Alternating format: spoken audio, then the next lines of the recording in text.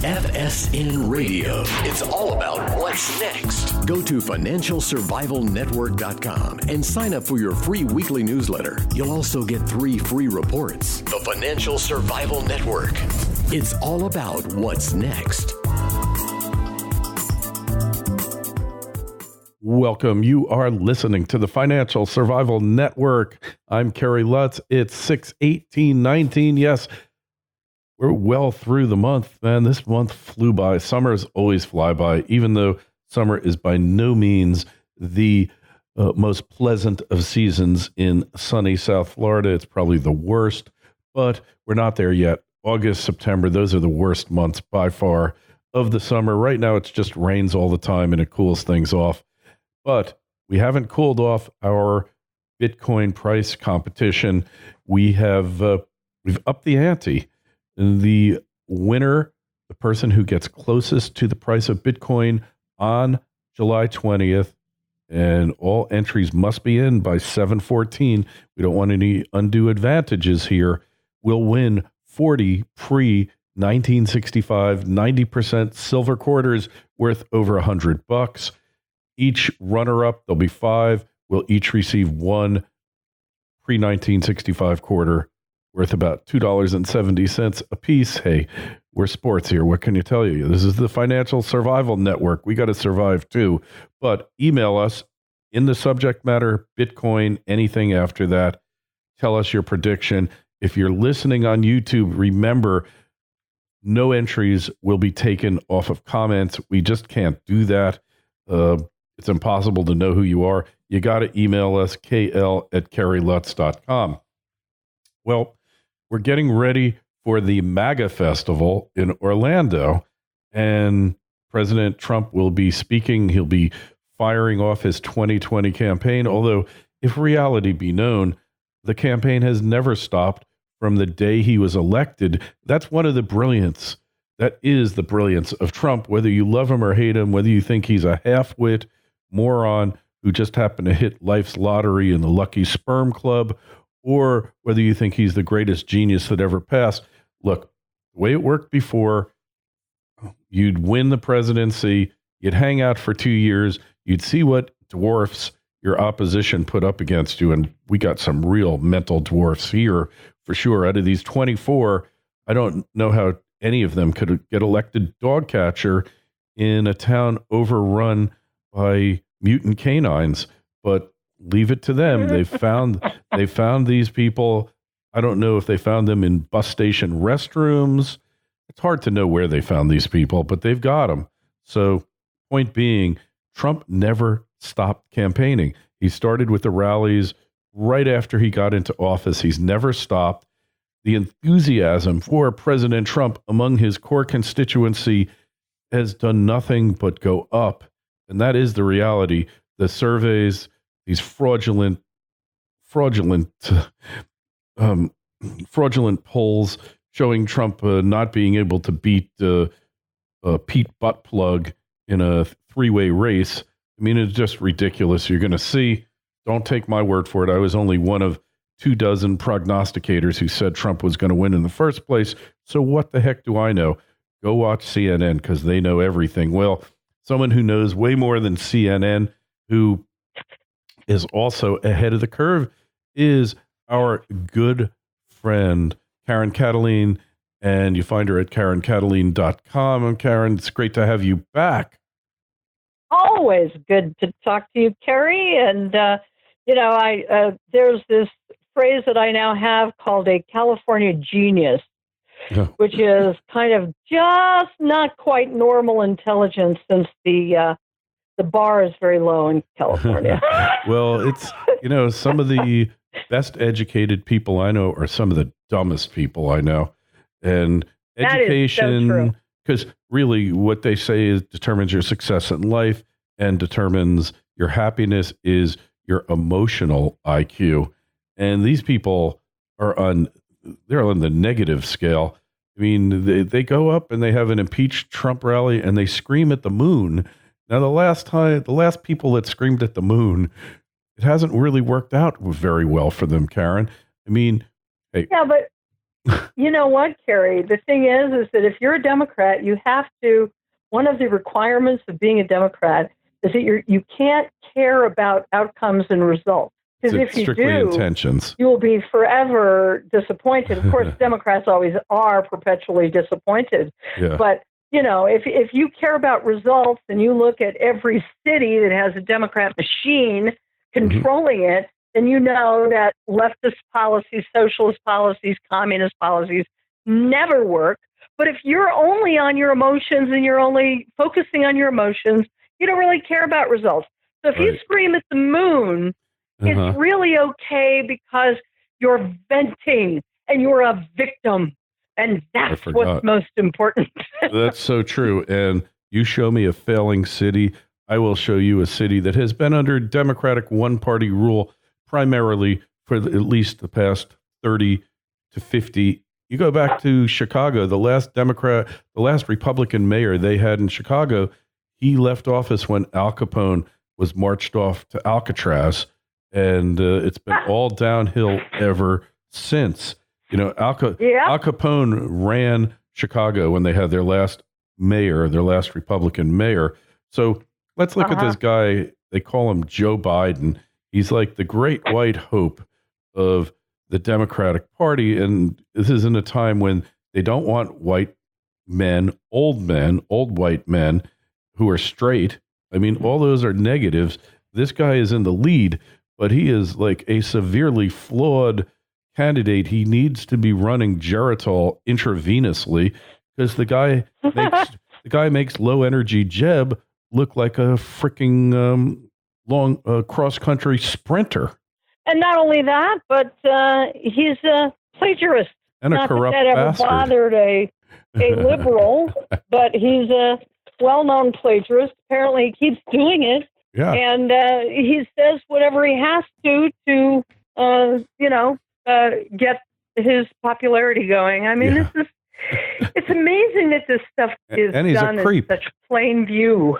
And he's creepy. He's creepy Uncle Joe. We won't even get into like all the inappropriate touching, sniffing, licking, kissing. Well, because it's a bad visual. I'm sorry about that. And we will censor. We will bleep this out, Karen.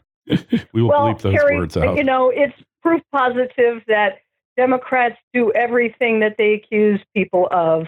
Projection. You know, they have the most supreme harassers, bigots. Did you see the latest bigot? I'm just kind of throwing this out there. Hang on a second. I can only imagine. For you.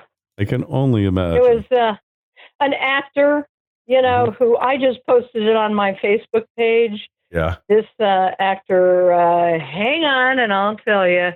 His name is, I used to think it was okay, John Cusack. Oh, yeah. Who posted an anti-Semitic cartoon and then apologizes and takes it out. But the only reason he has a very half-hearted apology that because, of course, he feels very, very sorry for Palestinians. And he posts a cartoon that is one of the classic canards, is that you're not allowed to criticize Jews, and that's who's controlling you. And there's a big Jewish star. I mean, and what is he? He is your quintessential liberal, progressive, Trump-hating, dumb person. Self-loathing liberal. Right? I thought he was part Jewish, but maybe he's not. But all I know is... I don't think so. Hey, no. Karen, if the Jews are running things and we have this secret club, I wish somebody had told me about it because I never heard anything about it and they didn't invite me to join and to help run the world. And I would have been ready to help way back when, but they never invited me. So maybe they exist, but they're sure not talking to me about it. So, well, Carrie, I didn't know that you were a member of the tribe. So am I. Sure. Well, I thought after all this time, I didn't know. And see, I didn't get my memo, my phone call this morning telling me what we're supposed to do to run the world. Did you? No. And I was like, I wanted to sign up for the Illuminati since we're running it. Yeah. But nobody has ever. This is really discourteous. I have to tell you, they've not included me. I feel excluded. At least I can't say that they excluded me because I was Jewish, but I don't know. I don't know what the rationale was. So, but this Joe Biden, criminal, corrupt as the day is long, billions from China to his loser, drug-addicted son. The son gets a consulting gig with a gas company in the Ukraine. The only gas this guy knows about is the kind that he takes Pepto-Bismol from. He knows nothing about natural gas, this guy. And he gets $100,000 a month for this scam. But Joe is pure. I mean, I think he's a throwaway red herring candidate. I think Hillary's coming in. What do you think?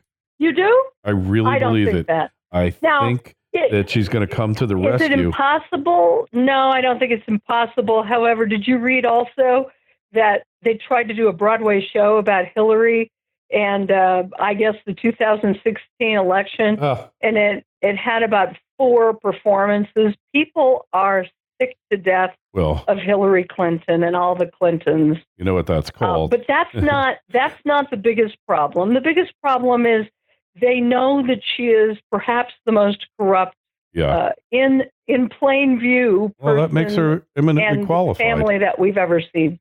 Hey, this is what you call tragedy, farce masquerading as tragedy. Any play of why she lost the election, but the more I think about it, if you had to pick 24 less capable people, I mean, who's going to be the nominee? Bill de Blasio, Comrade de Blasio, the moron? I mean, one of them is stupider, dumber, and dumberer, and dumberer.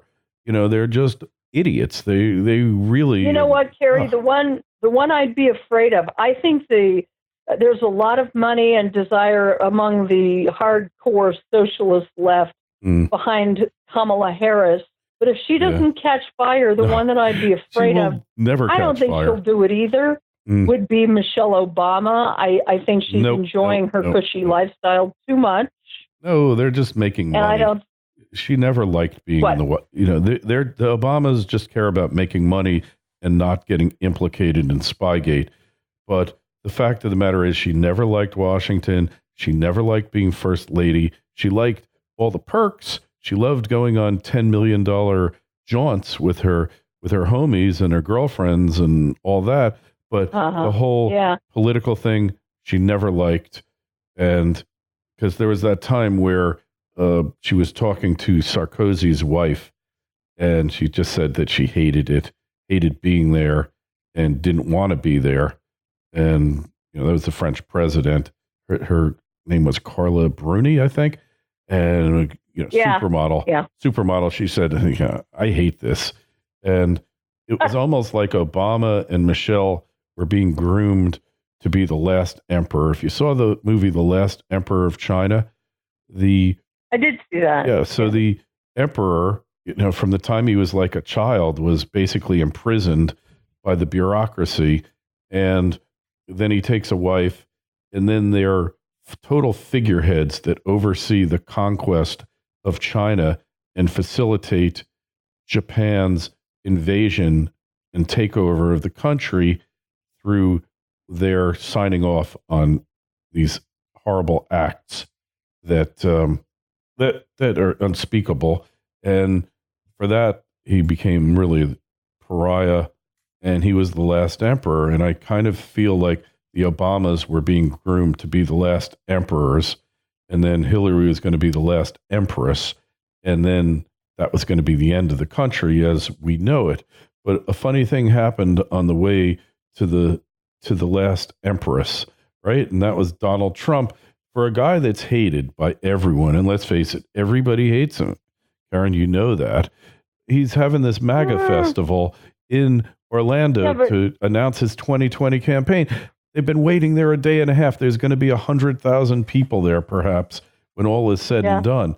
This is a guy that everyone hates, right? FSN Radio. It's all about what's next. Trilogy Metals is a world-class developer in Alaska's Ambler Mining District. The company already possesses 8 billion pounds of copper, 3 billion pounds of zinc, over 1 million gold-equivalent ounces, and now over 77 million pounds of cobalt. Trilogy's Arctic project boasts an after-tax net present value of $1.4 billion with a 33% IRR. Trilogy is led by an experienced management team with proven success in discovering and developing projects in Alaska. The company is well capitalized, has no debt, and possesses strong institutional support. Trilogy trades on the New York and Toronto exchanges under the ticker symbol TMQ. To learn more, go to trilogymetals.com. That's trilogymetals.com. The Financial Survival Network.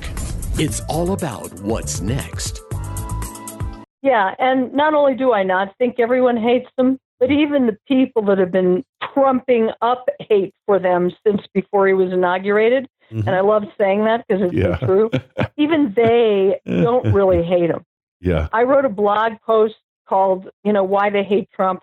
Originally, I really called it, They Don't Hate Trump. And the bottom line, and then I'll give the commentary, is they don't hate Trump. They hate what Trump stands for. If Trump were to suddenly become a globalist, if Trump were to take on the true tyrannical notion that the people answer to the government instead of the government answering to the people, if he were for open borders, if he were for higher taxation and bigger and bigger and bigger government and climate a true deep state controlling Washington and the people, I don't think they'd be trumping up quite as much hate for him. The left wouldn't like him, but they wouldn't be going for broke, putting their careers on the line, making themselves look preposterous and ridiculous so they can destroy this man and his family and take him out of office, a duly elected president, framing and defaming him with false charges, lies, and corruption when they're trying to cover up their own. They wouldn't be doing all that. I'm inclined to agree with you. He stands for exposing their true agenda. And in fact, what they were most afraid of is happening. He is exposing their true agenda. He is showing what they've been doing for decades. And this is exactly what they were afraid of. People will find out that they're accustomed to spying on American citizens. They're accustomed to framing people they don't like, weaponizing the IRS, the CIA, the FBI, and on and on and on. And we're watching it in plain view. This is what they wanted to try to prevent. Hey, and when he ran, he exposed all of these nefarious forces within the Republican Party that all they wanted to do is have think tanks in D.C., go to parties, write their little articles, and have absolutely no effect on the decline and the downfall of the United States. And no, they wanted to accelerate it because they believed in globalism. Look at George Will. I mean, that's the dirty little secret. One world government with us in charge. I don't necessarily disagree with you on that. But look at George Will. He's like a nattering idiot now. Nobody takes this man seriously. The Jonah Goldbergs and the Byron Yorks, all of these never-Trumpers, they're still out there writing, and they're almost pro-Trump.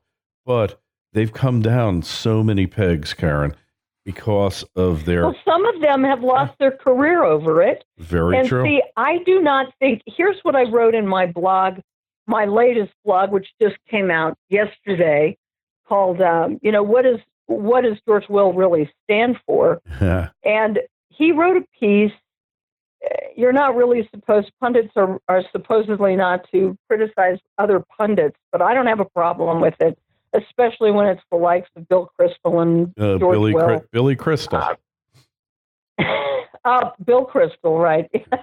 I call him Billy. Billy. He probably hates Trump as much as Billy Crystal, the comedian, does, who's also a liberal. But he's a New Yorker, so he's a New York liberal. What are you going to do? Although he's not as egregious as some, that's a whole other story for another interview. Yeah. But I call the BS flag when they say, oh, they're just so appalled by Donald Trump's style, and he just is not presidential, and all of that for the most part, except for the most petty of people, and there are those. It's garbage. It's not true. Agreed. The Republicans stood by George W. Bush, whose style was very embarrassing sometimes. He couldn't even pronounce words, for heaven's sake. He was a dummy. And the Republicans didn't abandon him. Why? Because he came from the Bush family, and the Bush family, along with the Ryans and the Romneys and the McCains, are all globalists. Yep. That's America what it's about. last. It's about open borders, getting rid of American sovereignty, and doing business internationally with multinational corporations, and to hell with American sovereignty. And getting to hell paid with off. The American. And did the Bushes run on that? Of course not. They were every bit as covert about that as Obama was his pro-Muslim socialist ideology. They were both lying. If they want to, perpetuate that on American people, let them say what they're really for, and they know that they can't be honest because the American people don't want it. Yeah, they don't want open borders. They don't want globalism. They don't want illegal aliens getting to vote, and on and on and on. And that's the problem. We have a whole deep state that's been governing against the will of the people. Hey, you summed it up beautifully there, Karen.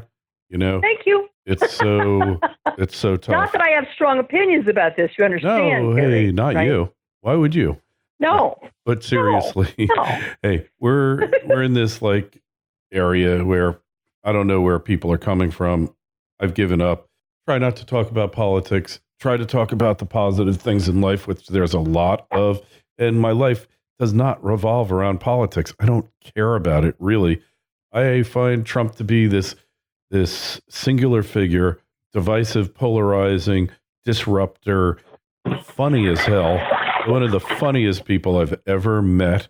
And I spent some time with him, a couple of hours a while back. I just find him to be hysterical. So the politics of it don't matter to me. I would prefer a better world for my children and my grandchildren, but I don't know if anybody can do it at this point. But at least let's have some fun. Let's have some laughs, and it's entertainment. Well, but we can do it if we couldn't do it, and if you pardon me, if God were done with this country yet, then the unlikely election of Donald Trump would probably not have happened. Good point. Good point. But I'm just saying. I think, we're so far down the rabbit hole in so many ways. I hope this man can do it, but we kind of have to save ourselves. And, we're just going to have to see the way this thing is going to work out, the way that things happen. Like I told my friend, the moment I saw Trump in 2015 in Vegas, I said, this is going to be the craziest, most insane campaign election that you have ever seen. You're not even going to believe things that happened. All the old rules, they're out the window. Everything you thought you knew about politics is done with.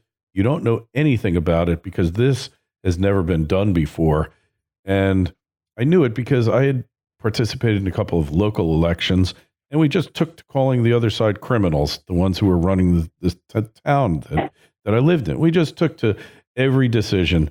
E-blast went out. So, and we won as a result. So you never know what's going to happen here, but New York is hopeless.